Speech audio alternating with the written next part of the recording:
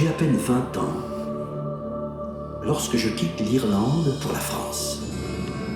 Une immense soif d'aventure m'anime et je rejoins les troupes de Louis XV, alors en guerre contre l'Angleterre.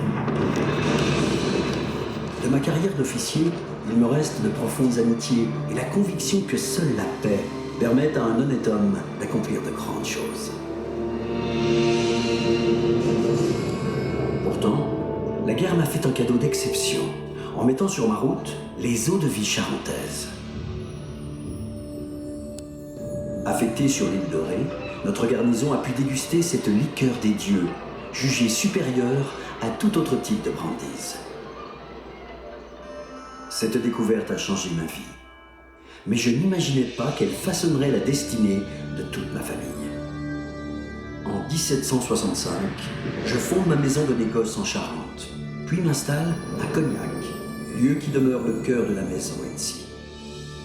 Mon fils James naît la même année, et j'ai la conviction qu'avec son aide, les eaux-de-vie fabriquées ici parviendront à séduire le monde entier. Un vent de liberté redistribue les cartes politiques, et j'ai l'espoir que l'esprit des Lumières gagne la partie. J'ai tissé, grâce à mes amitiés, des réseaux de distribution solides en Irlande, en Angleterre et en France, qui permettent à notre maison de prospérer malgré les tensions politiques.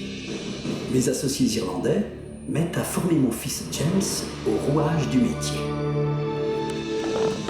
Fervent partisan de l'indépendance américaine, j'ai toujours su que notre cognac aurait de nombreux amateurs dans le Nouveau Monde. En 1794, une commande colossale de 330 barriques arrive enfin de Boston. C'est la première d'une longue série qui va nous implanter durablement aux États-Unis. Les cognacs Hennessy viennent de traverser leur premier océan.